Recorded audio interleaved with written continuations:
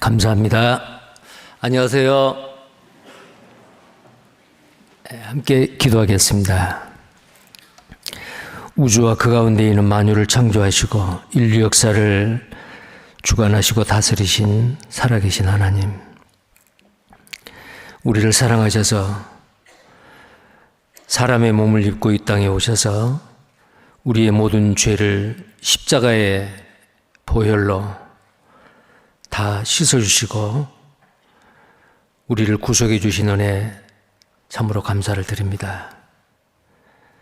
우리의 남은 생애를 하나님의 말씀에 붙잡혀 거룩하신 몸된 교회 가운데 서로 사랑하며 하나님의 거룩하신 뜻을 함께 연합해서 이루어갈 수 있도록 우리를 거룩한 성령의 사랑의 끈으로 묶어주시고 함께 동행케 해주신 것 감사를 드립니다.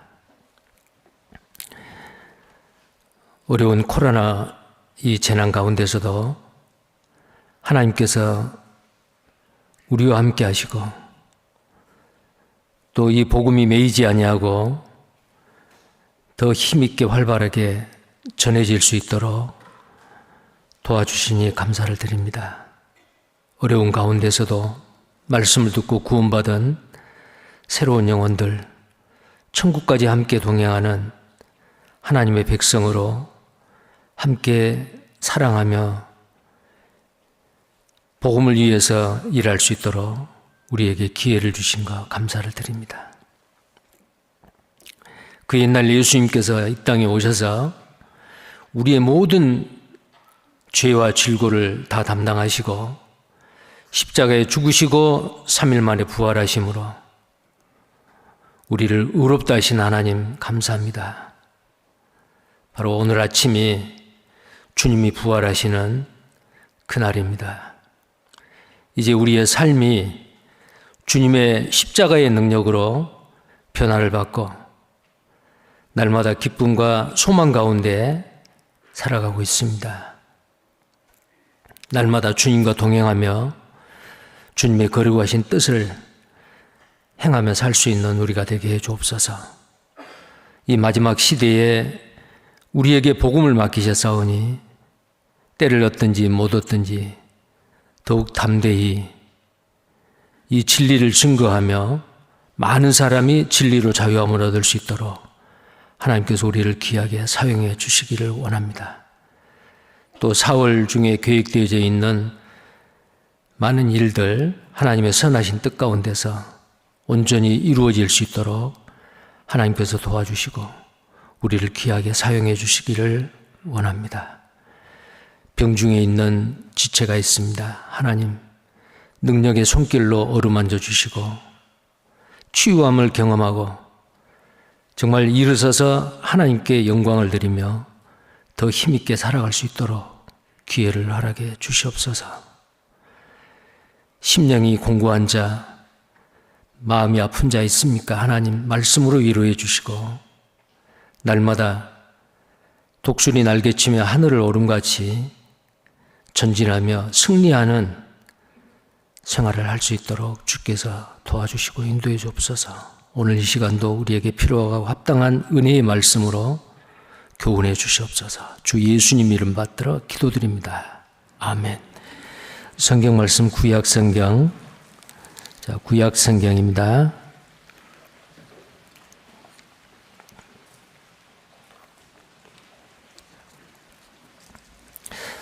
레위기 4장입니다.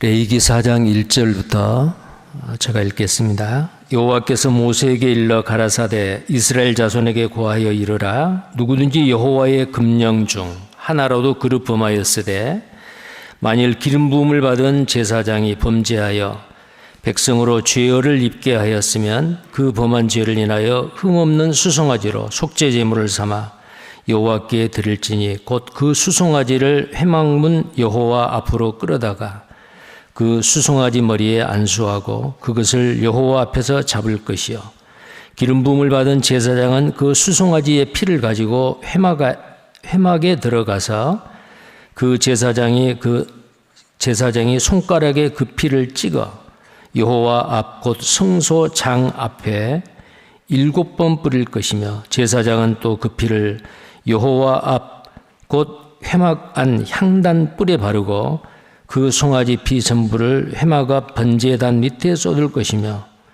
또 그 속죄 제물된 수송아지의 모든 기름을 취할지니 곧 내장에 덮인 기름과 내장에 붙은 모든 기름과 두 콩밥과 그 위의 기름 곧 허리 근방에 있는 것과 간에 덮인 꺼풀을 콩밥과 함께 취하되 화목제 희생의 소에서 취함같이 할 것이요 제사장은 그것을 번제단 위에 불사를 것이며 그 수송아지의 가죽과 그 모든 고기와 그 머리와 다리와 내장과 똥 곧 그 송아지의 전체를 진 바깥 재버리는 곳인 정결한 곳으로 가져다가 불로 나무 위에 사르되 곧 재버리는 곳에서 살을 찌니라.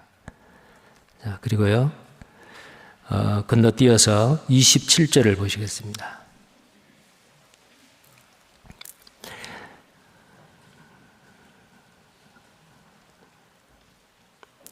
27절 만일 평민의 하나가 여호와의 금령 중 하나라도 부지 중에 범하여 허물이 있었다가 그 범한 죄에 깨우침을 받거든 그는 흠없는 암염소를 끌고 와서 그 범한 죄를 인하여 그것을 제물로 삼아 그 속죄제 희생의 머리에 안수하고 그 희생을 번제소에서 잡을 것이요. 자, 그 다음에요. 5장 1절입니다.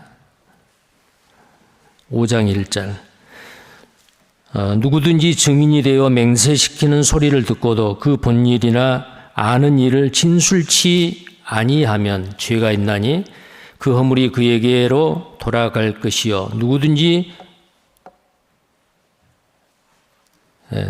부정한 들짐승의 사체나 부정한 가축의 사체나 부정한 곤충의 사체를 무릇 부정한 것을 만졌으면 부지 중이라도 하라 할지라도 그 몸이 더러워져서 허물이 있을 것이요 혹시 부지 중에 사람의 부정에 다닥쳤는데 그 사람의 부정이 어떠한 부정이든지 그것을 깨달을 때에는 허물이 있을 것이요 혹 누구든지 무심 중에 입으로 맹세를 발하여 악을 하리라 하든지 선을 하리라 하면 그 사람의 무심 중에 맹세를 발하여 말한 것이 어떠한 일이든지 깨닫지 못하다가 그것을 깨달을 때에는 그 중 하나에 허물이 있을 것이니 이 중 하나에 허물이 있을 때에는 아무 일에 범과하였노라 자복하고 그 범과를 인하여 여호와께 속건제를 드리되 양떼의 암컷 어린 양이나 염소를 끌어다가 속죄제를 드릴 것이요 제사장은 그의 허물을 위하여 속죄할지니라.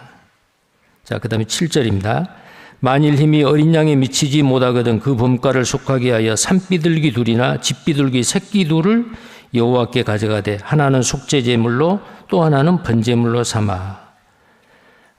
그 다음에요 11절입니다. 5장 11절 만일 힘이 산비둘기 둘이나 집비둘기 둘에도 미치지 못하거든 그 범과를 인하여 고운 가루에 바 10분의 1을 애물로 가져다가 속죄제물로 드리되 이는 속죄제인즉 그 위에 기름을 붓지 말며 유향을 놓지 말고 그것을 제사장에게로 가져갈 것이요 제사장은 그것을 기념물로 한 움큼을 취하여 단위 여호와의 화제물 위에 불사를 지니 이는 속죄제라. 좀 길게 읽었습니다. 오늘 하나님께 우리가 교훈을 받고자 하는 그 말씀은 레위기 4장과 5장 1절에서 13절 그리고 6장 24절에서 30절까지 읽지는 않았습니다마는 속죄제와 속죄제의 규례에 대한 내용입니다. 자, 방금 쭉 읽을 때에 무슨 내용인지 딱 감이 잡히시죠? 이 레위기서를 좀 평소에 집중해서 읽으시고 또 레위기를 통해서 교훈을 받으신 형제 자매님들은 방금 그 읽은 내용만 가지고도 이게 어떤 내용이다, 나에게 무엇을 교훈해 주는 말씀이다라는 걸 아실 겁니다. 그러나 이 레위기서는 우리가 살고 있는 이 시대에 실제로 행해지고 있는 일이 아니고 구약의 예수 그리스도의 예표와 그림자로서 드려졌던 제사법이기 때문에 상당히 복잡해 보입니다. 자, 이것이 이런 복잡한 걸 왜 성경에 기록해 놨을까라고 생각을 하시겠는데, 전에 기록한 모든 것은 우리를 위하여 교훈하기 위함이라.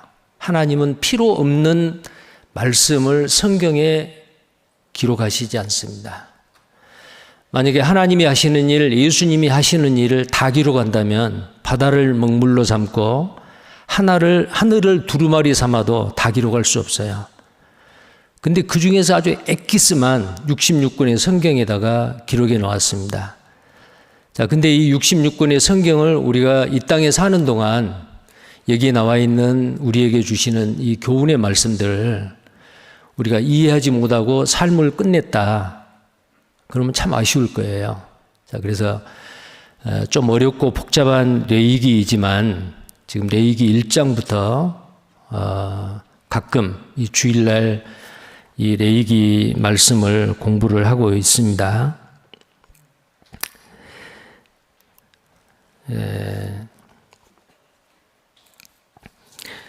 방금 4장 1절부터 읽었던 이 말씀을 보면은 속죄제입니다. 속죄제. 이 속죄제라고 하는 그 뜻이 바로 뭐냐면은 죄값을 지불하고 하나님 앞에 죄 용서를 받는다. 이제 그런 의미를 가지고 있습니다. 자, 근데 그 속죄제 그 자체의 의의는 죄를 범하는 것, 또 죄를 정결케 하는 제사라는 그런 의미가 있습니다. 근데 그 속죄 앞에 있는 그 속죄라고 하는 그 뜻은 또 뭐냐면은 죄를 가리운다, 죄를 덮는다, 죄를 제거한다, 그리고 문질러서 덮는다, 이런 여러 가지 의미를 가지고 있습니다. 그러나 이 속죄제에서는 무엇보다도 더럽혀진 죄로 인해서 오염된 사람이나 또 번제단이나 향단이나 성막을 인간의 죄로 말미암아 오염이 됐어요. 근데 하나님은 내가 거룩하니 너희도 거룩할지어다. 이스라엘 백성들을 애굽에서 구출해낼 때 내가 너희를 애굽에서 불러서 이 광야로 이끄는 것은 이유는 내가 너희 가운데 거하기 위함이라. 내가 거룩하니 너희도 거룩할지어다. 자, 그렇게 말씀하셨습니다. 하나님은 거룩하신 분입니다. 깨끗하신 분입니다. 그래서 그 죄로 오염된 사람과는 하나님은 절대로 함께 할 수가 없어요.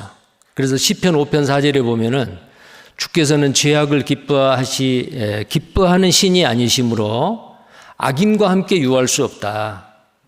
자, 그 거룩하신 하나님은 절대로 악인, 죄인과 함께 할 수 없어요. 그래서 천국은 어떤 사람이 가냐면은 죄가 호리만한 죄라도 없어야 됩니다. 죄 없는 사람, 아주 정결한 사람, 깨끗한 사람만이 천국을 갑니다. 그런데 우리는 어머니 뱃속에서부터 죄를 가지고 이 세상에 태어나서 구원받기 전까지 계속 죄를 지었을 뿐만 아니고 구원받은 이후에도 죄를 짓습니다. 물론 구원받기 이전에 죄를 짓는 정도하고는 다르지만 실수로 부지 중에 죄를 지어요. 그럼 이 속죄제는 이 구약의 다섯 제사는 이미 출애굽에서 이스라엘 백성들이 하나님이 지정하시는 1년 된 깨끗한 어린 양의 피를 통해서 구원을 받고 홍해바다를 건너왔어요. 그런데 구원받은 이스라엘 백성들이 하나님과 계속해서 이 교제와 하나님과의 관계를 계속 유지하기 위해서는 죄를 지어서는 안 됩니다. 그런데 죄를 지을 수밖에 없어요. 자, 만약에 죄를 지었을 때는 어떻게 그러면 하나님과의 관계를 회복을 하느냐? 하나님은 거룩하신 분이기 때문에 그 죄를 없애야 돼요. 자, 그 죄를 없애는 방법, 깨끗하게 하는 방법이 바로 이 제사입니다. 5대 제사예요. 물론 이 5대 제사에 인간의 죄 문제를 해결하는 제사, 가장 대표적인 제사가 오늘 말씀드린 이 속죄제입니다. 우리가 레위기 1장에서 번제를 배웠습니다. 자, 이 번제가 뭐예요? 번제는 죄와 상관없이 드리는 제사예요. 그리고 이 번제는 자원제입니다. 번제, 소제, 화목제. 이 5제사 중에서 앞에 3제사는 자원제예요. 누구나 다 의무적으로 드려야 되는 게 아니에요. 그럼 어떤 사람이 번제, 화목제, 소제, 화목제를 감사함으로 기쁨으로 드리느냐? 속죄제를 거치는 사람입니다. 죄 문제가 해결돼야만이 하나님을 위해서 헌신할 수가 있어요. 내 죄 문제가 해결되지 않았는데 죄인으로서 하나님 앞에 못을 드리면 하나님 이거 받으시겠어요? 안 받으셔요. 번제는 온전한 헌신입니다. 그리고 소제는 이 세상의 삶 가운데서 죄 없는 삶, 깨끗한 삶을 삶으로 인해서 하나님께 영광을 드리는 바로 예수 그리스도의 죄 없는 인성으로 이 땅에 오셔서 십자가에 죽기 전까지의 이 땅에서의 삶이 바로 소제였죠. 자, 화목제는 뭘까요? 화목제는 하나님과의 그 관계, 인간과 인간의 관계, 그 관계가 정상적으로 유지되도록 하는, 그런데 그 화목제의 근간은 바로 또한 피였습니다. 그 화목제 제물은 예수님이시고 제사장도 예수님이시고 그 제물을 드리는 제사자도 예수님이죠. 자, 예수님이 우리의 화목제의 피를 드림으로 인해서 하나님과 원수되어 있는 우리가 화목하게 되고 구원받고 나서 하나님과 죄로 말미암아 교제가 막혔을 때 교제가 뚫리게 되고 정상적으로 회복이 됩니다. 사람과 사람 간의 관계에도 마찬가지예요. 구원받은 그리스도인이 죄 가운데 살고 있다. 그러면 형제 자매님들 얼굴 보기가 부끄럽습니다. 교제가 안 됩니다. 말이 안 통합니다. 그런데 이 화목제를 통해서 하나님과의 화목, 사람과 사람과의 화목이 회복이 되고 이루어지는, 이것은 주님 올 때까지 계속해야 돼요. 근데 이 화목제에는 지난번에 배웠지만 화목제는 나누는 제사예요. 나누는 제사, 베푸는 제사예요. 자, 화목제는 자원하는 제사인데 어떤 사람은 소를 잡아왔어요. 화목제로 드려요. 피와 간 꺼풀과 콩팥과 내장에 있는 덮인 기름, 속에 둘러싸여 있는 기름, 이 모든 기름은 다 떼서 번제단에서 불태워서 하나님 앞에 드리고, 나머지 고기는 앞 가슴, 뒷다리 제사장에 주고, 나머지는 전부 다 가난한 사람, 레위인들을 초청해서 잔치를 베풀어요. 이게 화목제거든요. 자, 그래서 우리가 이 땅에서 형제 자매들과의 화목, 이방인들과의 화목을 이루기 위해서는 내 것을 베풀어야 됩니다. 내 것을 거머쥐고 있으면 절대 다른 사람하고 화목할 수가 없어요. 이게 이제 화목제가 우리에게 주시는 교훈이었습니다. 그런데 아까 말씀드린 대로 그 앞에 세 제사는 자원제입니다. 드려도 되고 안 드려도 돼요. 그런데 속죄제를 거치고 속죄제를 통과해서 죄 문제를 해결한 사람이라면은 마땅히 당연히 온전한 헌신을 드려야 되고 서로 나누어야 되고 삶 가운데서 죄 없이 고운 가루와 같이 깨끗한 삶을 살아야 되는 게 당연한 거죠. 그게 바로 행함이 있는 믿음이다라고 말할 수가 있습니다. 자, 그런데 이 오늘 말씀드린 이 속죄제는 자원제가 아니에요. 의무제예요. 반드시 드려야 돼요. 해도 되고 안 해도 되는 게 아니에요. 그럼 누가요? 누구든지입니다. 모든 사람입니다. 자, 그래서 4장 1절에 보시면 여호와께서 모세에게 일러 가라사대 자, 이 속죄제를 드리라는 이 명령은 모세가 자기 생각으로 말한 게 아닙니다. 여호와께서 모세에게 일러 가라사대. 자, 이 말씀을 이스라엘 백성들에게 고하라라고 명령을 하십니다. 2절. 이스라엘 자손에게 고하여 이르라. 누구든지 여호와의 금령 중에 하나라도 그릇 범하였으되. 자, 누구든지입니다. 이 누구든지는 아담 때부터 이 세상 마지막 태어날 사람까지 이 세상 모든 사람이요. 이스라엘 모든 백성 그림자잖아요. 누구든지 모든 사람. 예수님이 이 땅에 속죄제를 드리기 위해서 몸을 입고 이 땅에 오셔서 속죄제를 드리셨습니다. 근데 그 속죄제는 하나님 앞에 완전히 외면당하고, 왜냐하면 죄를 짊어졌기 때문에 하나님도 외면하셔요. 그걸 생각하니까 예수님께서는 겟세마네 동산에서 기도하실 때에 육신의 고통도 정말 고통스럽지만 가장 큰 고통이 아버지 하나님께 외면당하는 것, 버림을 받는 것, 그것이 가장 큰 고통이었습니다. 그래서 기도하실 때에 마태복음 26장 39절에 할 수 있거든 이 잔을 내게서 지나가게 하옵소서. 그게 뭐예요? 십자가에서 하나님께 버림을 받고 외면당하고 십자가에서 철저하게 죽어야 될 그 속죄제로서의 죽음을 생각하니까 힘든 거예요. 그래서 예수님께서 이 잔을 내게서 지나가게 하옵소서. 그 받아 마셔야 될 그 잔이 뭐예요? 하나님께 외면당하고 버림당하고 십자가에서 고통 가운데 죽어야 되는, 빛 대신 하나님에게서 완전히 분리되는 12시부터 오후 3시까지 3시간 동안에는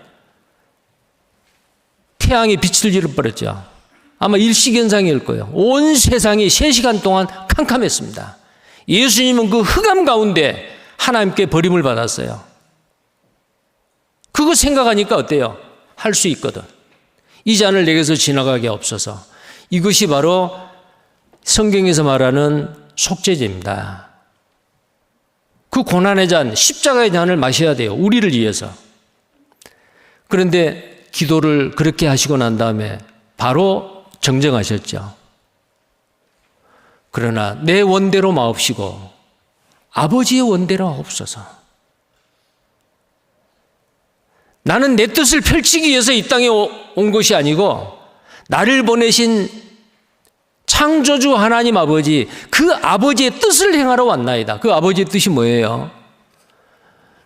아담 이후에 온 인류를 죄 가운데 그대로 버려두지 아니하고 다시 여자의 후손을 보내서 잃어버린 그 낙원을 다시 회복하기 위해서, 신낙원을 복낙원 되기 위해서 인간을 다시 회복해서 하나님의 사랑의 짝으로 천국에서 영원히 살 수 있도록 죄로 말미암아 오염되어 있는 인류를 깨끗게 해서 죄 하나도 없는 사람으로 만들어서 천국에서 영원히 함께 살게 하는 것이 아버지의 뜻이에요. 그 아버지의 뜻을 행하려면 어떻게 해야 돼요? 반드시 죽어야 돼요. 예수 그리스도가 죄 없는 사람으로 이 땅에 오셔서 십자가에서의 그 고난의 잔을 마시지 않으면 안 돼요. 그래서 내 원대로 마옵시고 아버지 원대로 없어서 아버지의 뜻을 위해서 온전히 자기를 굴복시키고 헌신한 그것이 뭐예요? 번제예요. 자, 십자가에서 6시간 동안 고통받고 죽는 그 내용에는 아버지의 뜻을 행하고 아버지를 기쁘게 하는 번제가 있고, 온 인류의 죄를 담당해서 죄를 없애고 죄를 깨끗게 하는 속죄제도 그 속에 들어있다 그 말이에요. 그래서 우리가 갈보리 십자가를 생각을 했을 때에 우리는 한쪽으로만 생각하면 안 되고요. 그 안에 들어있는 정말로 보배로운 그 주님의 죽음, 그 교훈들이 그 속에 포함되어 있습니다. 자, 사람이 죄 가운데서 구원을 받아서 하나님 앞에 당당히 갈 수 있게 되었다. 이 5대 제사 중에서 바로 이 속죄제입니다. 우리가 전도 집회 때 예수님이 십자가에서 고난받으신 모습, 염소와 송아지 피를 아니하고 오직 자기 피로 영원한 속죄를 이루셨다. 영원한 속죄를 이루셨다. 그 영원한 속죄가 바로 속죄제예요. 이 속죄제를 통과하지 아니하고는 어느 누구도 하나님 앞에 온전하게 설 수가 없습니다. 자, 그런데 이 속죄제의 제사를 드려야 될 대상이 누구예요? 누구든지요. 누구든지 반드시 드려야 돼요. 예외가 없습니다. 자, 그래서 그 첫 번째로 누구냐면 제사장이거든요. 다시 성경 말씀 봅니다. 3절에 만일 기름 부음을 받은 제사장이 범죄하여 백성으로 죄를 입게 하였으면 그 범한 죄를 인하여 흠없는 수송아지로 속죄 제물을 삼아 여호와께 드릴지니. 제사장입니다. 제사장이 누구예요? 하나님과 이스라엘 백성 사이의 중보자예요. 말씀을 누구보다도 가장 많이 알고 하나님과 가장 가까이에서 기름 부음을 받은 그 해의 대제사장은 아무도 들어갈 수 없는 지성소에까지 염소피를 가지고, 송아지의 피와 염소피를 가지고 들어갈 수가 있는 사람, 하나님과 가장 가까이 있는 사람. 그런데 그 제사장도 어때요? 죄를 지어요. 자, 이 제사장은 불완전한 제사장입니다. 우리의 대제사장은 멜기세덱의 반차를 쫓아 아비도 없고 어미도 없는 그 대제사장 예수 그리스도죠. 자, 그래서 구약은 그림자예요. 구약의 모든 제사법은 불완전합니다. 자, 이 속죄제. 자, 그러면 어떤 사람이 이 속죄제를 드리냐라고 했는데요. 어떤 죄냐? 부지 중에 짓는 죄입니다. 여기 성경에 보면은 그릇 범했다라는 말씀이 많이 있죠. 아까 4장 2절에 하나라도 그릇 범하였으되, 제사장이 그릇 죄를 범했어요. 자, 그릇 범했다. 이게 히브리어 원어로는 비시가가라고 하는데요. 비시가가. 근데 이 뜻이 뭐냐면은 그릇 범했다. 그 말은 부지 중에, 무심결에, 실수로, 이 육체가 약해서 어쩔 수 없이, 그런 의미가 있어요.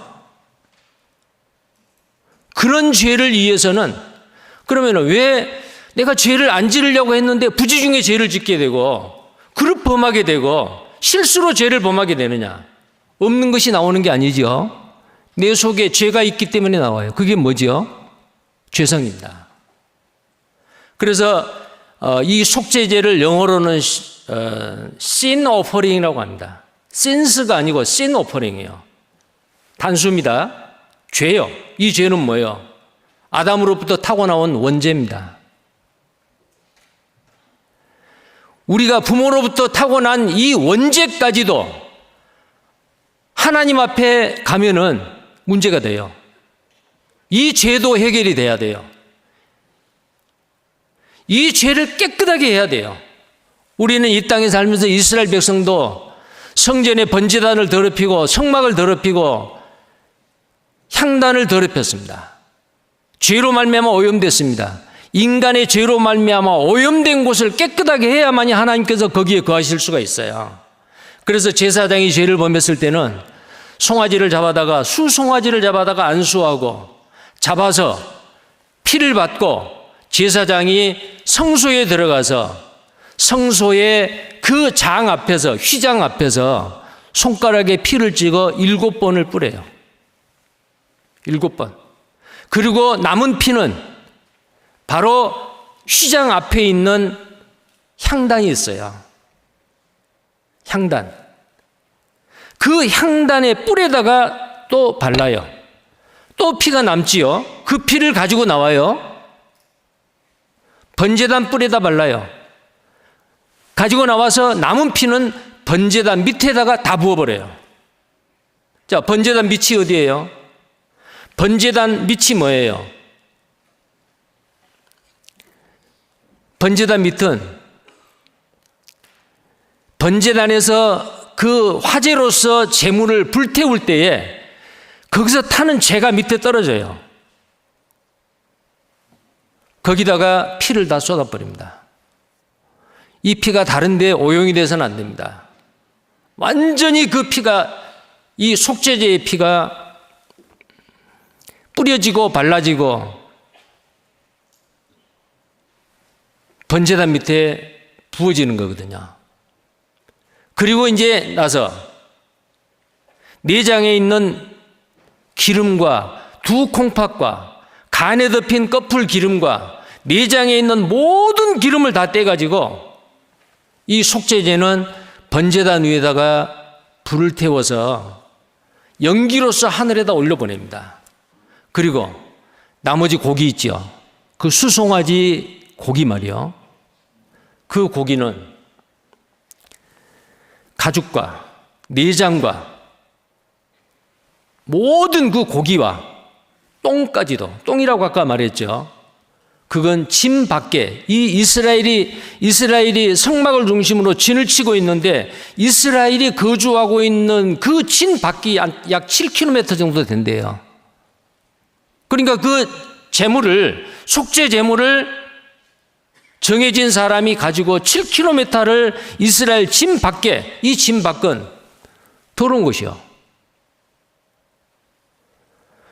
출애굽을 할 때에 모세의 누나 미리암과 아론이 모세를 대적했죠.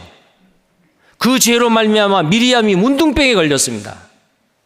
아무리 모세의 누나지만은 모세의 누나 미리암은 진 안에서 살 수가 없어요. 진 밖에 보냈어요. 진 밖에서 깨끗해지고 난 다음에 이스라엘의 진이 움직여서 미리암이 함께 동행을 했잖아요. 진 밖이라고 하는 것은 오염된 곳, 더러운 곳, 심판이 있는 것, 그걸 나타내거든요. 그래서 이 모든 속죄제의 그 동물의 희생 제물을 온전히 진 밖에 재버리는 곳에, 번제단에서 떨어지는 그 희생 제물에 재가 있잖아요. 재가 계속 쌓이잖아요. 그러면 그 재를 가져다가 진 밖에다가 버리는데, 그 진 밖에 버리는 그곳은, 진 밖은 전부 다 오염되고 더럽지만은 재를 버리는 곳은 정결한 곳이요. 진 밖에 재 버리는 정결한 곳에 가서 이 속죄 제물을 불로써 완전히 다 태워 없애버립니다. 왜 그럴까요? 근데 여기에 번제단 위에서 태우는 거하고 진 밖에서 태우는 것은 그 단어 자체가 달라요. 번제단 위에서 불로 태워서 그 연기로서 하나님 앞에 올려드리는 그 태우다라는 그 태운 것은 카르프입니다. 좋은 냄새로서 하나님 앞에 태워 올린다라는 뜻입니다. 카르프. 그런데 진 밖에서 온전히 태워서 없애버리는 것은 사라프라고 합니다. 이 사라프는 뭐예요? 완전히 태워 없애버리는 거예요. 속죄 제물로 안수해서 죽여서 피를 받고 내장에 기름을 다 태웠던 그 제물은 안수를 했던 그 제사장이나 온 회중이나 족장이나 온 회중이나 이스라엘의 제사장이나 그 죄를 전부 다 짊어지고 있어요.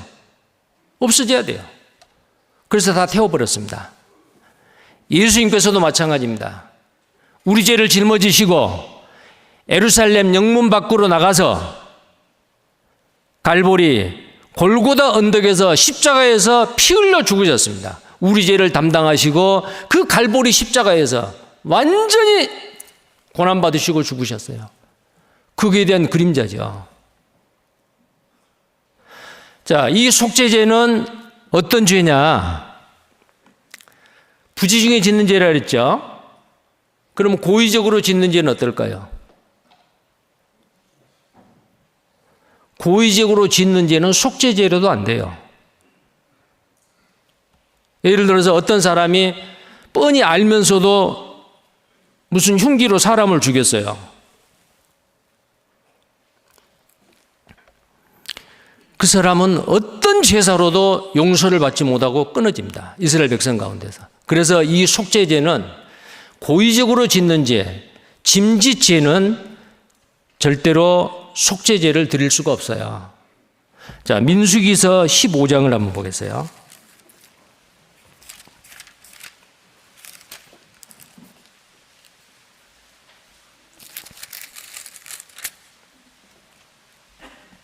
민수기서 15장입니다.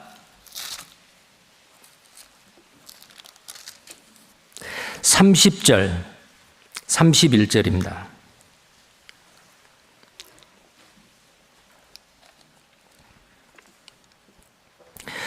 31절입니다. 본토소생이든지 타국인이든지 무릇 짐짓 무엇을 행하면, 자, 이 짐짓하고 그릇하고는 정반대예요. 자, 짐짓죄를 범한다 그 말은 실수로 모르고 내가 죄를 지었는데 죄를 지었는지도 이게 죄인지 아닌지도 몰라. 그런 경우가 있잖아요. 그러면 어떤 사람이 죄를 지었는데 나는 그 죄 아닌 줄 알고 했는데 죄다 그 말이요. 그러면 나는 죄인 줄도 모르고 지었다. 그러니까 하나님께서 눈 감아 주실까? 아닙니다. 우리가 모르는 죄까지도, 부지 중에 짓는 죄, 실수로 짓는 죄까지도 하나님께서는 그 죄의 책임을 물으셔요. 그 죄값을 위해서 우리는 속죄제를 드려야 된다 그 말이에요. 그런데 반대로 부지 중에 모르고 짓는 죄가 아니고 고의적으로 짐짓, 이 짐짓죄가 바로 뭐냐면은 뻔히 알면서도 고의적으로 짓는 죄입니다. 자, 그래서 짐짓 무엇을 행하면 30절에 여호와를 회방하는 자니 그 백성 중에서 끊쳐질 것이라. 그 백성 중에 끊쳐진다 그 말은 이 짐짓죄를 범한 사람은 어떤 제사도 드릴 수가 없어요. 속죄제, 속건제 해당이 안 돼요. 그럼 어떻게 해야 돼요? 죽어야 돼요.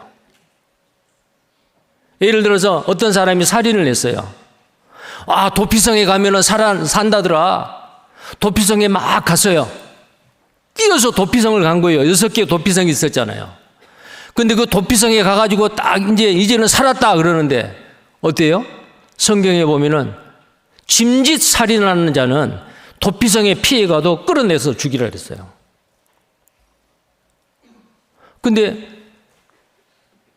고의적으로 죄를 짓는 게 아니고 실수로 부지 중에 사람을 죽였어요. 예를 들어서 거기 사람이 있는 줄 모르고 돌을 던졌는데 거기에 사람이 있어가지고 돌에 맞아 죽었어요.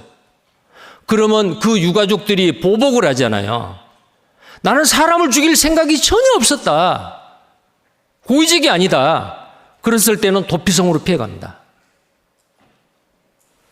자, 그 도피성으로 피해가면 어때요? 누구도 그 가족들은 그 사람 못 죽여요. 그럼 언제까지 있느냐? 그 해 대제사장 있죠. 그 해의 이스라엘 대제사장이 죽을 때까지 그 도피성에 있어야 돼요. 근데 대제사장이 죽었어요.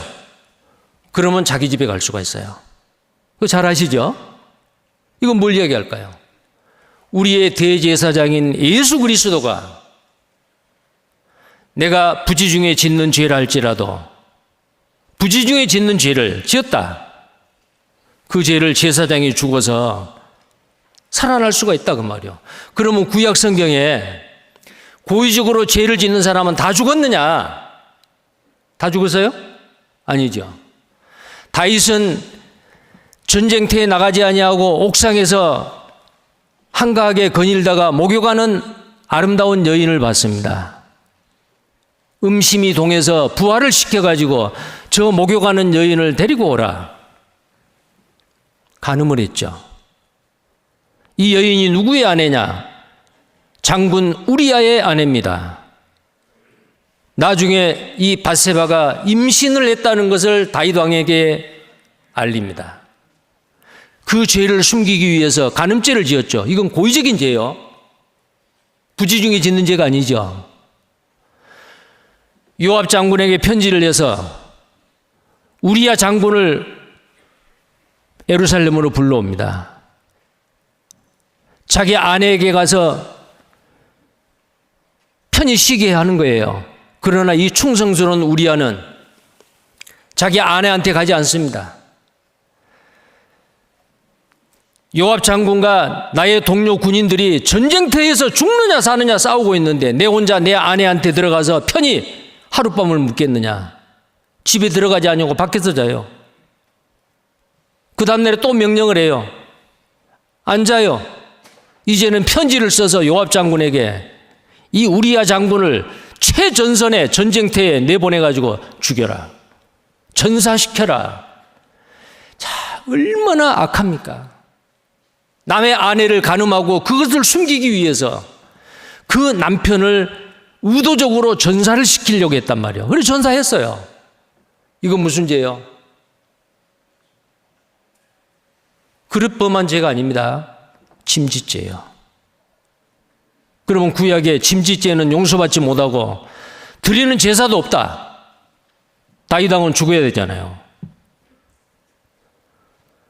나단 선지자가 이 다윗 왕의 죄를 지적하니까 그는 눈물을 흘리면서 통곡하면서 회개했습니다. 하나님, 제가 여호와 하나님께만, 주님께만 죄를 범했습니다.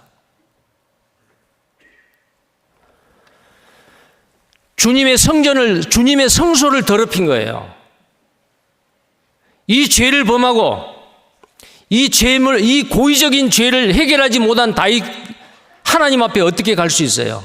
그런데 그는 회개했습니다. 눈물로 침상에 열을 적시면서 밤새도록, 그 내용이 시편 51편이죠. 철저하게 내가 왜 이런 죄를 지었느냐. 그 다윗이 말하는 시편 51편 5절 이하에 보면은 내가 죄악 중에 출생하였으며 모친이 죄 중에 나를 잉태하였나이다. 나는 어머니 뱃속에서 이 악한 죄를 지을 수 있는 그 죄의 기질을 타고 나왔습니다. 고백하죠. 철저하게 하나님 앞에 회개하니까 어때요? 하나님이 다윗을 끊지 아니하고 다시 회복시켜 주셨어요. 용서해 주셨습니다. 물론 속죄제를 드리죠. 그리고 용서하셔요. 그리고 이 다윗은 사도행전에 하나님의 마음에 합한 자로서 죽을 때까지 하나님을 경외하고 하나님을 사랑하며 살았습니다. 자, 근데 구약 성경에 그러나 공식적으로 어디에도 침짓죄를 범한 자, 고의적으로 죄를 범한 자는 속죄제를 드리라, 속건제를 드리라, 죄에 대해서 드리는 제사를 드리란 말이 어디에도 없어요. 왜 그럴까요? 그림자기니까. 구약 성경에 나와 있는 속죄제는 그림자예요. 이건 불완전한 제사입니다. 완전한 제사가 아니잖아요. 히브리서를 보시겠어요? 히브리서 9장.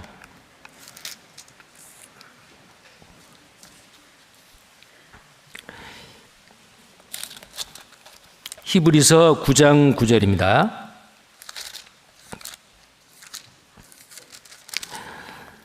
이 장막은 현재까지의 비유니 이에 의지하여 드리는 애물과 제사가 섬기는 자로 그 양심상으로 온전케 할 수 없나니 이런 것은 먹고 마시는 것과 여러 가지 씻는 것과 함께 육체의 예법만 되어 개혁할 때까지 맡겨둔 것이니라. 그리고 히브리서 10장 1절 2절에는 뭐예요? 염소와 송아지 피로 이 모든 율법은 그림자다 그랬죠. 10장 1절에 율법은 장차 오는 좋은 일의 그림자여 참 형상이 아니므로 해마다 늘 드리는 바 같은 제사로는 나오는 자들을 언제든지 온전케 할 수 없느니라. 그림자와 모형이 참 형상과 똑같을 수는 없어요. 하나의 그림자예요. 불완전해요. 개혁할 때까지 예수님이 오셔서 구약의 이 완전한 속죄를 이룰 때까지 하나의 그림자로 있는 거예요. 개혁할 때까지. 그 다음에요. 11절. 그리스도께서 장래 좋은 일에 9장 11절입니다. 그리스도께서 장래 좋은 일에 대제사장으로 오사 손으로 짓지 아니한 곧 이 창조에 속하지 아니한 더 크고 온전한 장막으로 말미암아 염소와 송아지의 피로 아니하고 오직 자기 피로 영원한 속죄를 이루사 단번에 성소에 들어갔다. 염소와 송아지의 피로 아니하고 구약의 속죄제 제사장이 죄를 범했을 때 이스라엘 온 회중이 죄를 범했을 때는 송아지를 잡아다 안수하고 죽이고 기름을 불에 태우고 그 다음에 그 제물의 전체 똥까지 진 밖에서 완전히 불태워 없앴잖아요. 그런데 이 염소와 송아지 피가 완전한 제사가 아니다 그 말이에요. 자, 구약의 그림자에서는 고의적으로 짓는 죄는 용서 못 받습니다. 안식일을 범하다가 안식일에 나무하러 가다가 걸렸어요. 안식일을 거룩하게 지키라. 근데 나무하러 갔어요. 어떻게 할까요? 돌로 쳐 죽여라. 율법을 범해서 고의적으로 하나님의 율법을 범해서 죽은 사람 많아요. 여호와의 금령 중 하나라도 그릇 행하여 여호와의 금령 중 하나라도 그랬어요. 아까 레위기 다시 보겠습니다.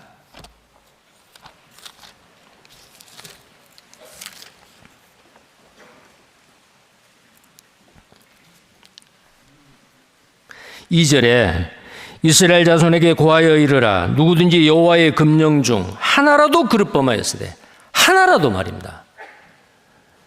여러분, 야고보서 1장 9절 10절에 뭐라고 되어 있습니까? 온 율법을 다 지키다가 그 하나에 거치면 모두 범한 자가 된다 그랬죠. 자, 성문 율법이 613가지입니다. 이 성경에 나와 있는 율법이 613가지예요.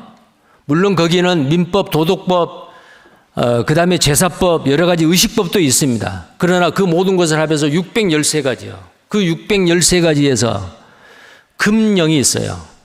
금하는 거에게 쉽고 명령하는 게 있어요. 하라라는 명령이 몇 가지일까요? 613가지 중에서 248가지입니다. 248가지는 하라예요. 그거 해야 돼요. 안 하면은 금령을 어기는 거예요. 자, 근데 하지 말라라는 율법이 몇 가지일까요? 나머지죠. 613가지에서 248을 빼면은 365가지입니다. 1년 365일같이 하지 말라는 게 365가지요. 그 중에서 한 개라도 만약에 하지 않고 한 개라도 만약에 행했을 때는 어때요? 속죄제 드려야 돼요. 그러면 이 속죄제에서 자유로울 사람이 있을까요? 모든 율법을 완벽하게 다 지키는 사람은 이 세상에 한 사람도 없습니다. 예수님 외에는 한 사람도 없죠. 모두 다 속죄제가 필요한 사람들이요. 그래서 누구든지예요. 그런데 여기에서 오늘 이 말씀 가운데서 제사장은 송아지를 잡았습니다. 수송아지. 이스라엘 온 회중이 죄를 범했어요. 자, 온 회중이 죄를 범하는 경우가 있습니다. 이스라엘 백성들이 12명의 정탐꾼을 보냈는데 돌아와서 보고를 할 때 여호수아 갈렙 외에는 나머지 모두 다 그 땅을 악평을 하고 우리 자녀들이 다 죽겠다고 하고 그랬어요.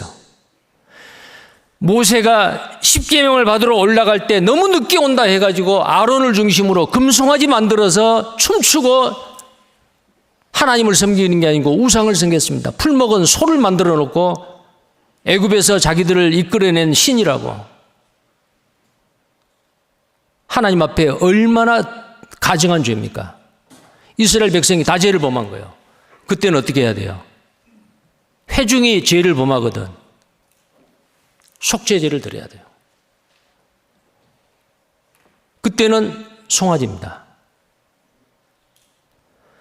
책임 있는 일, 죄의 심각성에 따라서 재물의 정도도, 재물의 크기도 달라지잖아요. 송아지하고 순염소하고 암양이나 암염소하고 차이가 다르잖아요. 수송아지를 드리는 제사장이나 이스라엘의 회중, 그 죄의 심각성, 그 죄가 다른 사람한테 영향이 미쳐질 파급의 효과는 너무 크다는 거예요. 그리고 그 죄를 위해서 성소에 들어가서 장 앞에서 7번을 뿌려야 돼요. 자, 이 제사. 그 다음에 이스라엘 족장이 죄를 지으면 수염소를 잡아와요. 자, 이 사장에 나중에 읽어보시면 이해가 될 거예요. 이스라엘의 평민이 죄를 범하면 암염소입니다. 순염소가 더 비싸요. 암염소요. 자, 암염소를 못 드리는 사람은 어린 암양입니다. 어린 암양, 양 새끼 중에서 암컷을 드려요. 근데 방법은 어때요? 똑같이 안수하고 죽이고 피를 가지고 어디다 바르는데 족장과 평민은 성소에 들어가지 않습니다. 번제단 넷불에 바르고 번제단 밑에다 다 피를 쏟아버려요. 그리고 족장과 평민이 죄를 범했을 때 그 속죄제는 진 밖에 태우는 게 아니고 제사장이 그 고기를 먹어요. 제사장과 제사의 자녀가 그 고기를 먹습니다. 다르죠? 그리고 이 속죄제가 다른 어떤 제사보다도 이 절차가 굉장히 복잡해요.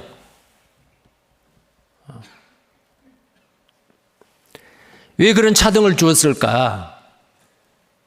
직분과 위치의 차이입니다. 뭐 죄를 크게 지었다 작게 지었다라는 것보다도 그 위치에서 그 죄를 지었으면은 그 죄의 심각성이 아주 영향력이 크다라는 거예요. 그래서 큰 제물을 드려야 됩니다. 자, 이게 속죄제인데요. 자, 그 속죄제의 내용이 이렇고요. 아까 이 속죄제를 드려야 할 죄는 짐짓죄는 해당이 안 됩니다. 고의적으로 짓는 죄는 속죄제 드려도 안 됩니다. 드릴 수도 없습니다. 죽어야 돼요. 그런데 놀랍게도 예수님은 어때요?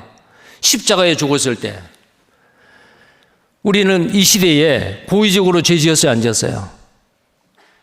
고의적으로 죄 많이 지었습니다. 구원받기 전에 하나님이 어디가 있어 내 주먹을 믿으라라고 큰 소리 친 사람도 나중에 어때요? 회개하고 구원을 받지요. 근데 그 사람도 죄 용서를 받아요. 고의적으로 죄를 지었는데도.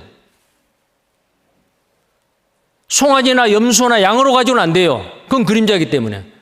그보다 더 완벽한 제물이신 예수 그리스도가 십자가에 죽으심으로 이 땅에 살고 있는 죄인이 부지중에 짓는 죄뿐만 아니고 고의적으로 짓는 죄까지도 예수님은 그 모든 사람의 죄를 다 담당하시고 죄값을 갚아주셨어요.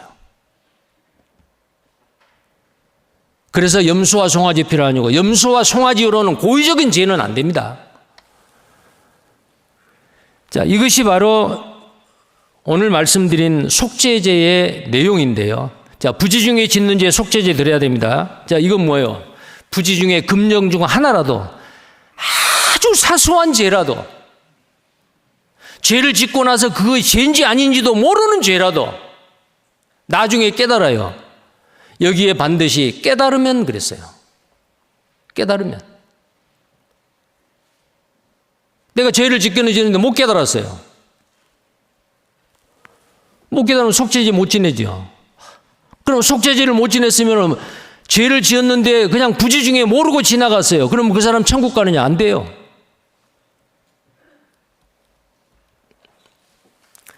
우리가 이 땅에 죄인으로 태어나서 구원을 받는 것도 어떻습니까? 내가 죄인이라는 것 알고 하나님 앞에 심판받고 지옥 간다는 거 알고 그거 깨달아야 돼요. 죄를 깨달아야 돼요. 그리고 그 다음엔 어때요? 회개한 겁니다. 죄를 범한 사람이 재물을 가져다가 제일 먼저 안수를 해요. 번제단 북쪽에서 안수를 합니다. 이 안수를 하는 건 뭐냐면은 하나님, 이 속죄 제물을 가져왔는데 이 제물과 저는 동일합니다. 이게 바로 안수의 의미가 동일시입니다. 또 한 가지의 의미는 제가 이러이러한 죄를 지었는데 깨달았습니다. 저는 죄인입니다. 저는 지옥 갈 수밖에 없습니다. 그런데 제가 죽어서 심판받으면 지옥 가는데 저 대신에 이 제물이 저를 대신해서 심판받을 겁니다. 그래서 이 안수의 또 다른 의미가 전가입니다. 내 죄를 그쪽에다가 옮겨주는 거예요. 그러면은 이 안수를 할 때에 보통 손을 가볍게 올리는 게 아니에요. 그 뿔과 뿔 사이를 짓눌러요. 나의 모든 그 무거운 죄짐을 이 제물에게다가 옮기는 거예요. 짓눌러요. 그때 어떤 생각을 하고 안수를 했을까요? 하나님, 제가 며칠 전에요, 이런 죄를 지었습니다. 그 모르고 죄 짓고 있다가 이제 깨달았습니다. 자, 근데 나는 몰랐는데 누가 나에게 가르쳐 줬습니다. 자, 이스라엘 백성 중에서 누군가가 죄를 짓고 있는 그 사람 죄인지도 모르고 그냥 지나가고 있어요. 그 며칠 전에 당신이 그 엄청난 죄를 지었어.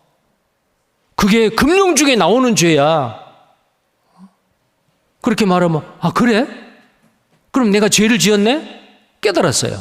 그러면 짐승 잡아다가 안수할 때 하나님 제가 모르고 죄를 지었는데 이제 알았습니다. 이러이러한 죄를 지었습니다. 안수는 바로 뭐예요? 회개입니다. 자백이고 회개예요. 그렇게 해서 이 속죄제를 드리는 사람은 하나님 앞에 죄 용서를 받은 거예요. 이 속죄제의 목적이 뭐냐? 그냥 희생 제물을 드리는 것으로 끝나는 게 아니고 반드시 죄 용서를 받아야 되는 거예요. 근데 죄 용서를 왜 받아요? 단순히 속죄 제물을 드린 것만으로 형식적으로 드린 것만으로 죄 용서를 받는 게 아니에요. 여러분들 이사야 1장에 보면은 나는 제물을 원치 않는다. 성전의 뜰 마당만 더럽힌다. 마음에는 없는 형식적인 제사 그거 원하지 않아요. 하나님은 우리의 마음을 원해요. 내가 얼마나 비참한 죄인인가를 죄를 회개하는 그 마음을 보시고 희생 제물의 피로 말미암아 죄를 용서해 줘요. 예수님이 십자가에 피 흘려 죽었습니다. 온 인류를 위해서. 다 알아요. 근데 내가 죄인이라는 거, 내가 심판받아 지옥 간다는 거 깨닫지 못했어요. 내가 비참한 죄인이라는 것을 하나님 앞에 회개하지 않았어요. 예수님이 십자가에 죽었어도 온 인류를 위해 죽었어도 자기하고는 상관이 없어요. 이스라엘 백성들의 속죄제가 바로 이렇습니다. 자, 그리고요. 부지 중에 짓는 죄 중에서 이런 죄까지도 하나님은 말씀하고 계세요. 5장 1절입니다. 5장 1절.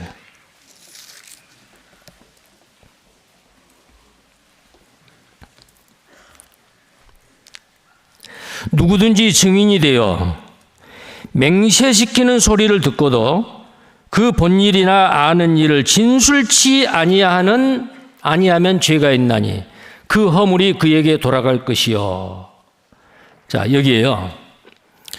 이런 죄를 지으면 반드시 속죄제를 드려야 됩니다. 자, 이 속죄제가 우리에게 주는 정신은 뭐냐면요. 그러면 신약 시대에 우리는 속죄제 이미 예수님이 완전한 염소와 송아지 피로 아니하고 자기 피로 영원한 속죄제를 드렸는데 우리는 그러면 뭐 속죄제 드릴 필요가 없겠네 이렇게 생각하시지만 이 속죄제의 정신은 뭐예요? 그러면 나는 나의 모든 죄 구원받고 나서 이 땅에서 짓는 그 모든 죄는 예수님이 다 가져가셨기 때문에 나는 마음대로 살아도 되느냐? 아니요. 속죄제를 드려야 할 죄를 구원받은 그리스도인이 생활 가운데서 범한다면 그건 안 돼요. 하나님이 우리를 구원하신 것은 거룩해 하기 위함이라. 하나님을 경배하고 사랑하고 거룩한 생활을 하기 위해서 우리를 구원해 놓으셨는데 나의 모든 죄는 예수님이 영원한 속죄로 다 가져갔기 때문에 이제는 무슨 죄도 상관이 없다. 천만에요. 구약의 속죄제를 드려야 될 그 죄를 우리는 다시는 지어서는 안 됩니다. 안 지을 수가 있어요. 우리 속에 오신 성령님께서 주인이 되시고 죄를 지을 수 있는 기질인 내가 날마다 십자가의 죽음으로 말미암아 내 속에서 역사하신 성령의 역사로 말미암아 죄를 이길 수가 있어요. 그런데 만약에 내 생활 가운데서 속죄제를 드려야 할 이 죄의 종류가 만약에 내 생활 가운데서 나타난다. 자, 부지 중에 짓는 죄입니다. 우리는 이 은밀한 죄를 찾아야 됩니다. 예를 들어서 나는 아무렇지도 않게 말을 했어요. 그런데 누군가가 내 말로 인해서 상처를 받아요. 마태복음 5장 21절 이하에 그랬죠. 살인하지 말라 하였으나 형제에게 노하는 자는 살인하는 자라. 구원받은 그리스도인이 화를 냈어요. 사랑은 자기의 유익을 구치 아니하고 성내지 아니하고 악한 것을 생각지 아니하고 불의를 기뻐하지 아니한다 그랬어요. 악한 것을 생각지 아니하고.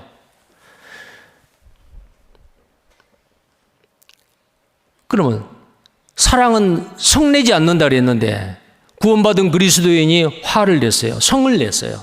성질 부렸어요. 혼자서 성질 부린 사람 없죠. 아무도 없는데 빈 방에서 혼자서 성질 부린 경우는 별로 없죠. 누군가가 대상이 있어요. 그러면 내가 성질 부리고 화를 냈을 때에 그 화를 받는 사람은 어때요? 죽어가는 거예요. 예수님께서 말씀하시기를 형제에게 노하는 자마다 살인하는 자요. 라가라는 자는 공에 잡히게 돼요. 라가 욕이에요. 언어폭력입니다. 함부로 말합니다. 그것을 받는 사람은 지금 죽어가고 있어요. 미련한 놈이라는 자, 인격을 못 오겠습니다.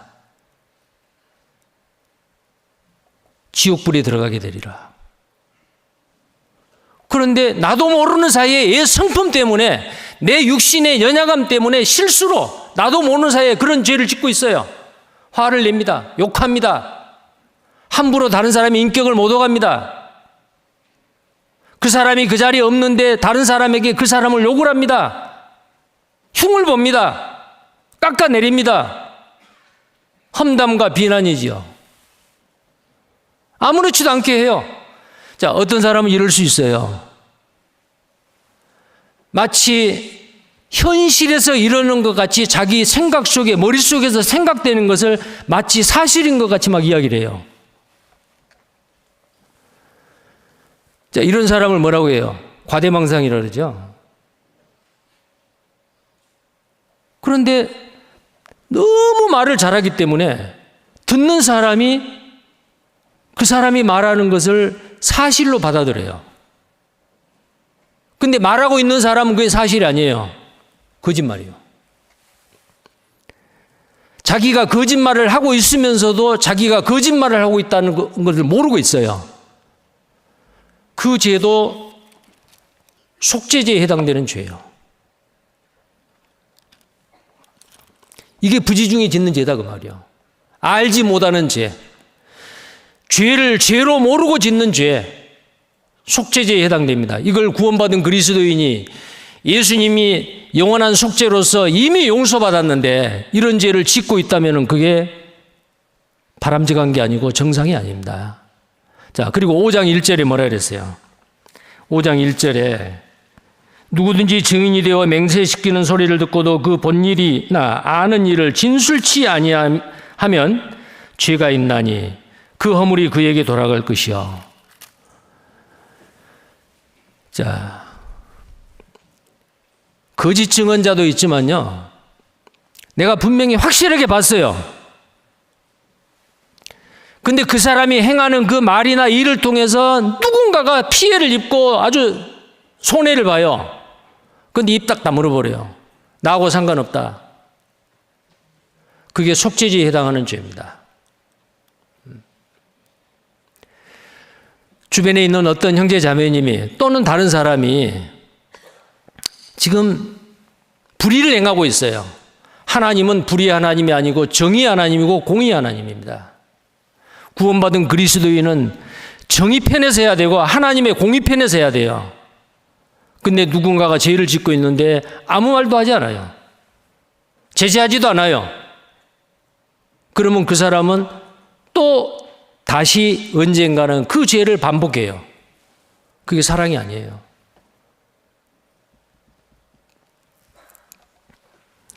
이 죄가 바로 포함이 됩니다. 속죄죄에 해당되는 죄지요. 진술하지 않는 죄.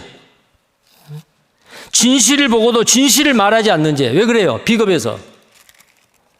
내가 이 말을 만약에 하면은 이게 귀찮다. 나에게 복잡한 문제가 생긴다. 나에게 손해가 된다. 그래서 불의를 보고도 그냥 눈 감아버리고 넘어가 버려요. 구원받은 그리스도인이 불의를 보고 그대로 넘어가면은 이 사회가 어떻게 되겠어요? 너희는 세상의 소금이라. 부패한 세상을 부패하지 않도록 하는 게 소금이잖아요. 어둠 가운데 있는 그 어둠을 밝게 비추는 것이 빛이잖아요. 너희는 세상의 빛과 소금이라. 하나님이 그러시기 때문에. 그런데 그것을 못 본 척하고 입 딱 다물어 버렸다. 이건 속죄제를 드려야 할 죄입니다. 자, 그 다음에 두 번째요. 2절에 레위기 5장 2절입니다. 누구든지 부정한 들짐승의 사체나 부정한 가축의 사체나 부정한 곤충의 사체를 무릇 부정한 것을 만졌으면 부지중해라 할지라도 그 몸이 더러워져서 허물이 있을 것이요. 혹시 부지 중에 사람이 부정에 다닥쳤는데 그 사람의 부정이나 어떠한 부정이든지 그것을 깨달을 때는 허물이 있을 것이요. 자, 부정한 것에 접했어요. 이건 뭐예요? 부정한 것이 있으면은 근접하면 안 돼요. 레위기 11장에 나와 있는 정결한 동물과 부정한 동물 만졌어요. 시체를 만졌어요. 이것은 꼭 문자적으로 그런 의미가 아닙니다. 더러운 것은 접근하지 말라 그 말이에요. 만약에 구원받은 그리스도인이 몸과 혼과 영이 더럽혀질 수 있는 죄를 지을 가능성, 죄의 유혹이 있는 곳에는 피하고 멀리해야 됩니다. 이사야서 52장 11절을 보시겠습니다. 이사야서 52장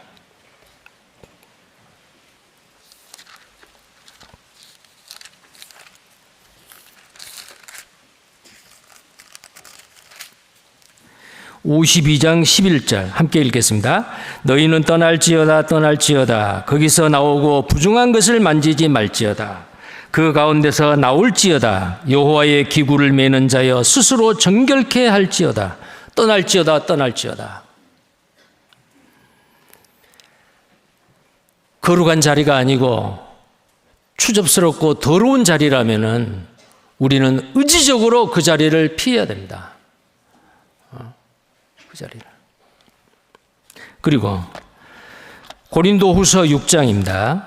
고린도후서 6장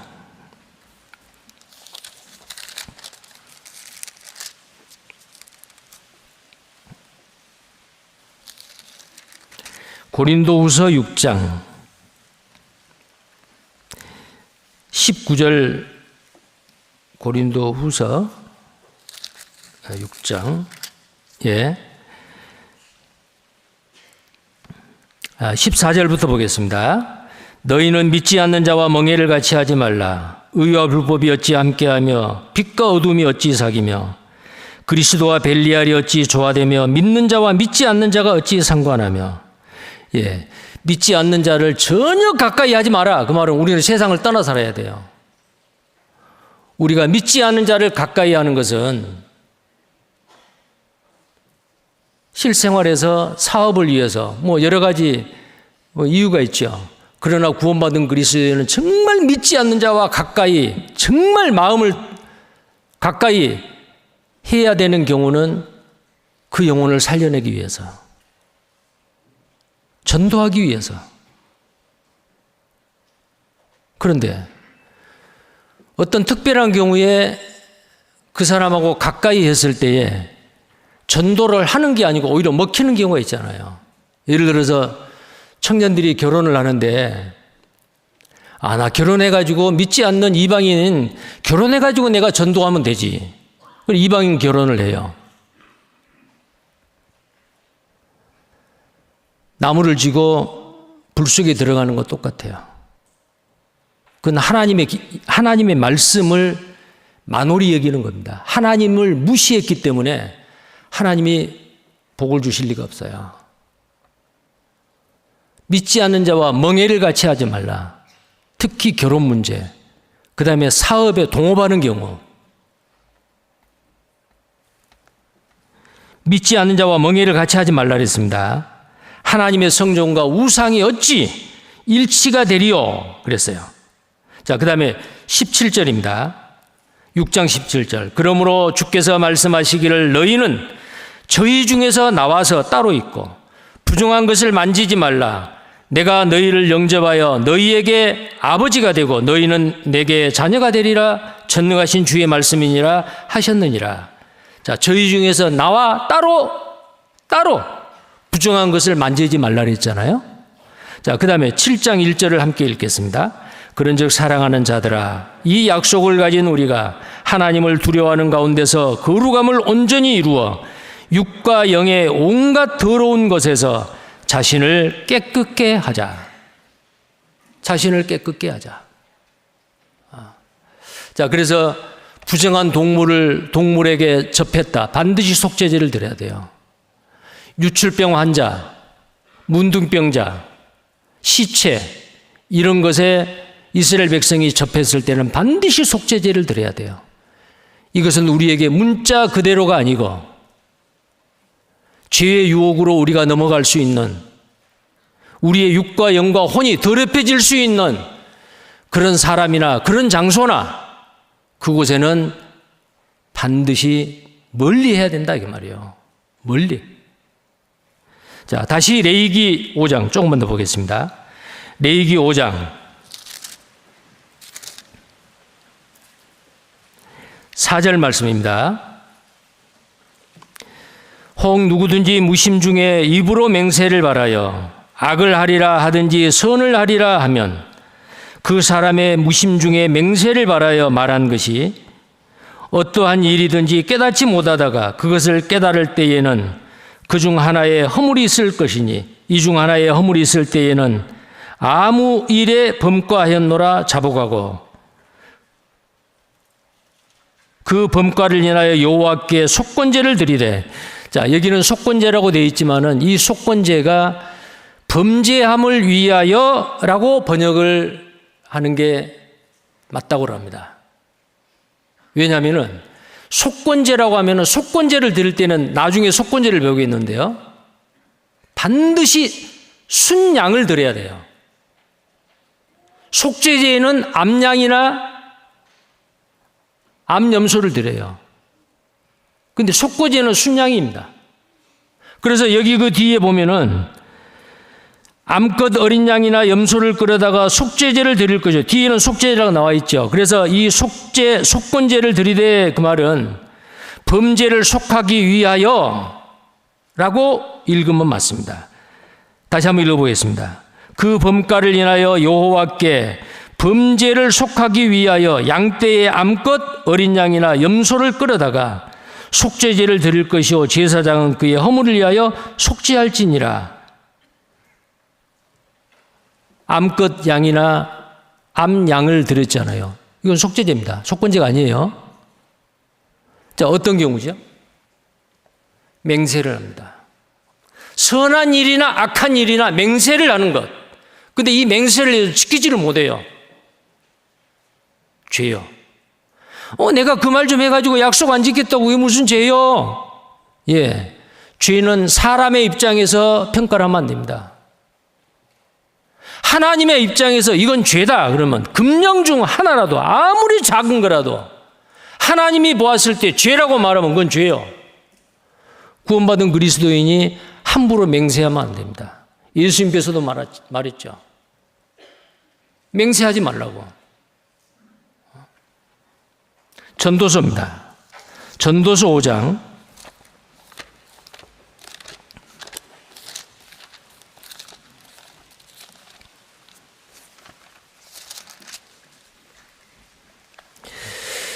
전도서 5장 2절입니다.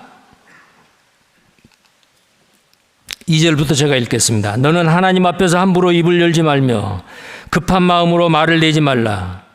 하나님은 하늘에 계시고 너는 땅에 있음이니라. 그런즉 마땅히 말을 적게 할 것이라. 자, 항상 문제는 말을 많이 하는 사람들에게 문제입니다. 전도인도 말을 많이 한 편인데요. 3절에 일이 많으면 꿈이 생기고 말이 많으면 우매자의 소리가 나타나느니라. 자, 4절 5절을 함께 읽겠습니다. 내가 하나님께 서원하였거든 갚기를 더디게 말라. 하나님은 우매자를 기뻐하지 아니하시나니 서원한 것을 갚으라. 서원하고 갚지 아니하는 것보다 서원하지 아니하는 것이 나으니라. 자, 이게 바로 구원받은 그리스도인의 약속입니다. 빈말도 하면 안 돼요. 자, 그냥 인사치레로 우리 언제 한번 식사 한번 합시다. 그런데 실제로 밥 먹자고 말만 해놓고 아무 소식이 없어요. 그게 뭐예요? 빈말이요. 이게 헛맹세입니다. 그게 선한 맹세죠. 선한 맹세건 악한 맹세건 그 맹세를 해가지고 지키지 않는 것, 이건 속죄제를 드려야 할 죄입니다. 구원받은 그리스도인이 이러면 안 되죠. 그래서 이 평민이 짓는 죄 중에서 이 세 가지를 이야기한 거예요. 세 가지를. 부지 중에 짓는 죄 플러스 이런 죄까지도요. 자, 그래서 우리는 생활 가운데서 정말 구원받은 그리스도인은 죄에 대해서 민감해야 됩니다. 나는 이게 죄가 아니라고 생각을 하고 나는 그냥 말도 하고 행동을 했는데 금령 중 하나에게 만약 금령 중 하나라도 거기에 포함이 되어 있다면 하나님 앞에 죄를 범하는 거예요. 구원받은 그리스도인은 죄 지면 안 되죠. 내가 거룩하니 너희도 거룩할지어다. 그래서 우리는 항상 내 생활을 말씀 가운데 비춰봐야 됩니다. 그래야만이 이것이 죄인지 아닌지 알죠. 말씀은 멀리하고 자기 생각대로 판단을 해요. 자, 말씀이 이렇다라 그러면 받아들여야 됩니다. 그것은 비록 하나님의 말씀을 읽는 가운데서 자기가 깨달았건 다른 형제 자매의 교제 가운데서 만약에 그 말이 나왔건 내가 잘못했구나. 하나님, 제가 잘못했습니다. 내가 죄를 몰랐습니다. 부지 중에 지었습니다. 내가 습관적으로 지었습니다. 진리를 증언하지 않았다. 분명히 이게 진리고 사실인데 내가 말하지 않았다.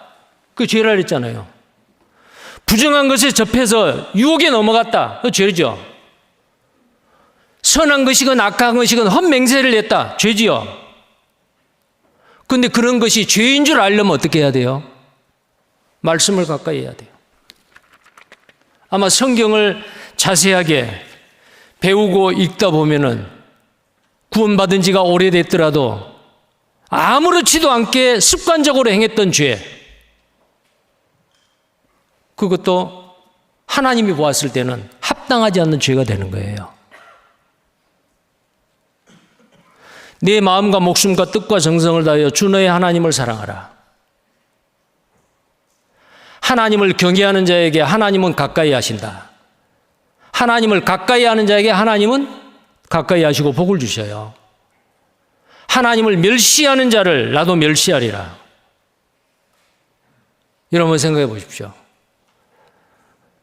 어떤 그 위치가 어려운 분, 좀 이렇게 나하고 좀 차이가 나는 분, 그 사람 앞에 가서는 어때요? 아주 공손하지요. 무례하게 하지 않죠.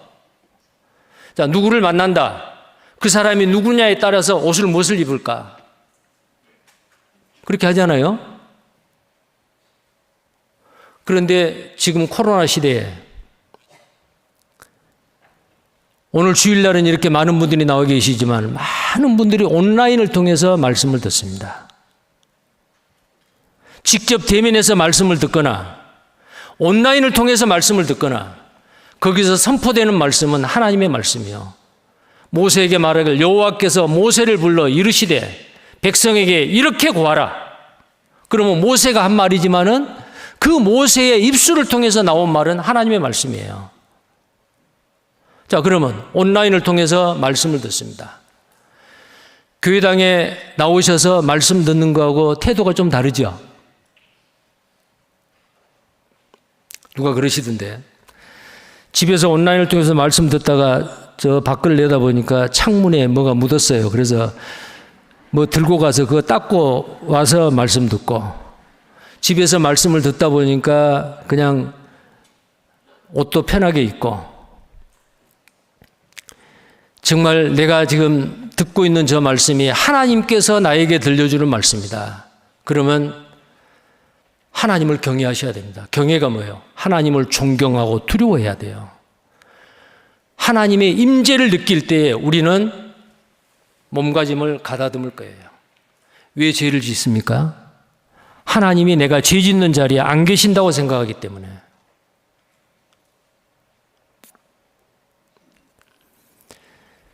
만약에 지금 이 시간에 말씀을 듣고 있는 혹시 어떤 사람이 스마트폰 내 가지고 제일 처음에는 그럴 거예요. 방금 말씀하는 저 말씀을 성경을 찾지 않고 말씀했는데 어디라더라? 그 말씀 단어밖에 생각 안 나는데, 그래서 그걸 검색을 하려고 스마트폰에 그 단어를 검색해가지고 했어요. 제일 처음에는 이제 그렇게 아주 좋은 의도로 스마트폰을 말씀 중에 꺼냈어요. 근데 그걸 보다 보니까 좀 후에 이제 유튜브에도 들어가요. 네이버나 구글에 검색도 해요. 뉴스도 봐요. 그러면 이 말씀이 들어와요, 안 들어와요? 청와대 초청을 받았는데 문재인 대통령이 뭐라고 여러분들 정말 수고하셨습니다 라고 귀한 분들 초청해가지고 말하고 있는데, 대통령이 말하고 있는데 스마트폰 꺼내가지고 유튜브 본다든지 그러면 어때요? 예의가 아니죠. 근데 하나님은 대통령보다도 높으신 분이에요. 우리는 아무렇지도 않게 그런 일을 행할 수 있어요. 하나님 앞에 합당치 못한 일을 하면서도 모르고 할 수 있어요. 그 죄도 속죄제가 필요합니다. 근데 그 모든 죄를 위해서 예수님께서 십자가에서 다 이루었다. 염소와 송아지 필요하냐고 어디 자기 피로 영원한 속죄를 이루셨습니다. 영원한 속죄를 이뤘다고 함부로 죄를 지면 돼요? 사람들은 눈에 보이는 거 외적인 죄에 대해서는 빨리 자백하고 돌이킬 수가 있어요. 그런데 숨겨놓은 죄, 은밀한 죄, 부지중에 짓는 죄, 죄인 줄도 모르는 죄, 그런 죄에 대해서는 심상하게 생각을 합니다. 진리인 줄 알면서도 증언하기를 거절했다. 이게 태만죄예요. 게으름도 죄라는 거 아셔야 돼요. 하라는 것이 248가지라 그랬죠. 하지 말라는 것이 365가지라 그랬죠. 야고보서에 보면 뭐라 되어 있습니까? 선을 행할 줄 알면서도 행치 아니하는 모든 것은 죄니라. 마땅히 구원받은 그리스도인으로서 반드시 해야 될 것, 하지 않아야 될 것, 우리의 생활 가운데 우리는 죄에 대해서 민감하게 생각을 하면서 자기를 점검을 해보는 게, 이게 속죄제가 우리에게 주는 정신입니다. 자기를 점검하는 겁니다. 철저하게 점검을 하는 겁니다. 왜요? 주님이 깨끗하신 분이기 때문에 우리도 깨끗하게 살아야 되잖아요. 몸과 혼과 영이 흠없이 보존되어 예수 그리스도 강림하실 때에 깨끗하게 그 앞에 세마포를 입고서는 어린 양의 혼인잔치에 참여하는 신부가 되어야지 않겠어요? 자, 그래서 이 속죄제는 레위기 4장에서 5장, 6장 과거의 하나의 형식적인 제사로 끝나는 것이 아니고 오늘날 우리가 정말 생활 가운데서 적용해야 될 속죄제의 교훈입니다. 다 함께 기도하겠습니다. 그러고 자비로우신 살아계신 우리 하나님 아버지, 감사와 찬송과 영광을 아버지께만 드립니다. 죄와 허물로 영원한 저주와 심판을 받아 마땅할 우리를 예수님께서 영원한 속죄를 이루어 주시고 우리의 모든 죄를 다 담당하시고 그 고르간 보혈로 씻어 주신 은혜를 감사합니다. 이제 우리의 남은 생에 먹든지 마시든지 무엇을 하든지 간에 하나님의 영광을 위해 살게 하고 하나님 앞에 거룩한 자로서, 깨끗한 자로서 예수님의 피로 이미 깨끗함을 받았지만 정말 날마다 십자가에 죽으신 예수 그리스도, 나도 함께 연합해서 죽었음을 매일매일 인정하고 우리 속에 내 속에 와 계시는 예수 그리스도 성령님을 주인으로 받들고 말씀에 순종하며 사는 우리가 되게 해 주시옵소서. 주 예수님 이름 받들어 기도드리옵나이다. 아멘.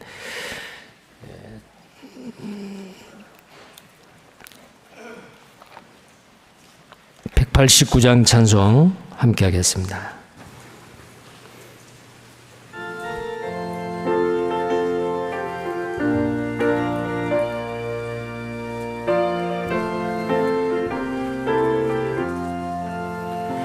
마음에 가득한 의심을 깨치고 지극히 화평한 마음으로 찬송을 부르는 어린 양 예수의 그 피로 속죄함 얻었네. 속죄함 속죄함 주 예수 내 죄를 속했네. 할렐루야 소리를 합하여 함께 찬송하세. 그 피로 속죄함 얻었네. 금이나 은같이 없어질 보배로 속죄함 받은 것 아니요. 거룩한 하나님 어린 양 예수의 그 피로 속죄함 얻었네. 속죄함 속죄함 주 예수 내 죄를 속했네. 할렐루야 소리를 합하여 함께 찬송하세. 그 피로 속죄함 얻었네. 나 같은 죄인이 용서함 받아서 주 앞에 옳다함 얻음은 확실히 믿기는 어린 양 예수의 그 피로 속죄함 얻었네. 속죄함 속죄함 주 예수 내 죄를 속했네. 할렐루야 소리를 합하여 함께 찬송하세. 그 피로 속죄함 얻었네. 거룩한 천국에 올라간 후에도 죄속한 은혜의 찬송을 기쁘게 부르는 어린 양 예수의 그 피로 속죄함 얻었네. 속죄함 속죄함 주 예수 내 죄를 속했네. 할렐루야 소리를 합하여 함께 찬송하세. 그 피로 속죄함 얻었네. 예, 광고해 주시기 바랍니다.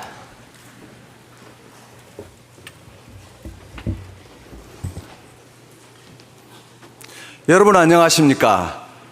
오늘 주일 사부 예배로 오늘 오후 3시 본당 대강당에서 전체 어머니를 대상으로 사부 예배가 있겠습니다. 그리고 4시에는 본당 중강당에서 주일 오부 예배, 청년의 임원을 대상으로 주일 오부 예배가 있습니다.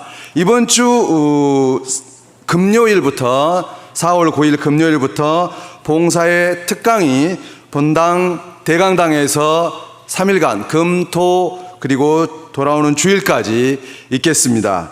시간은 저녁 7시 30분, 주일은 저녁 7시에 있겠습니다. 많이 참석해 주시기 바랍니다. 이번 주 대학생 전도 집회를 위해서 대학생들이, 청년들이 직접 제작한 책갈피를 본당 1층 로비에서 판매하고 있습니다. 관심을 보여주시기 바랍니다. 부활절 주일 나머지 시간 즐겁게 보내십시오. 감사합니다. 마치겠습니다.